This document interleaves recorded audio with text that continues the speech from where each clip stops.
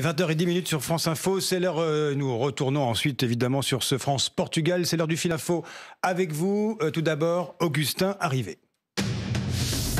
L'Euro de football avec la qualification de l'Espagne et de la Suède en huitième de finale. L'Espagne a écrasé la Slovaquie à l'instant 5-0. La Suède a dominé les Polonais 3-2.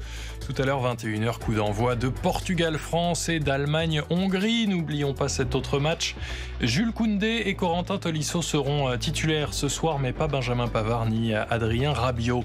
Les départements du Bas-Rhin et surtout des Landes sous surveillance avec la propagation du variant Delta du virus. Il représente encore 9 à 10% des contaminations en France et ça risque de progresser. Les autorités sanitaires européennes s'attendent à ce qu'il atteigne 90% des nouveaux cas de Covid européens à la fin août.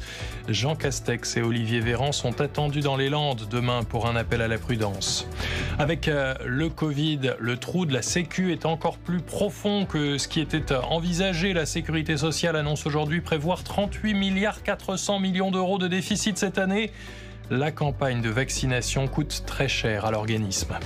Les agriculteurs français commencent à recevoir les aides d'urgence après les épisodes de gel du printemps. Les producteurs de pêche, notamment, avec une somme moyenne de 3 200 € pour faire face aux problèmes de trésorerie. L'Agence spatiale européenne annonce un nombre de candidats record pour devenir astronaute, plus de 20 000 postulants dans la session de recrutement de ce printemps, alors qu'il n'y aura que 4 à 6 postes à l'arrivée. C'est quasiment 3 fois plus qu'en 2008. Le très médiatique Thomas Pesquet est peut-être passé par là. France Info.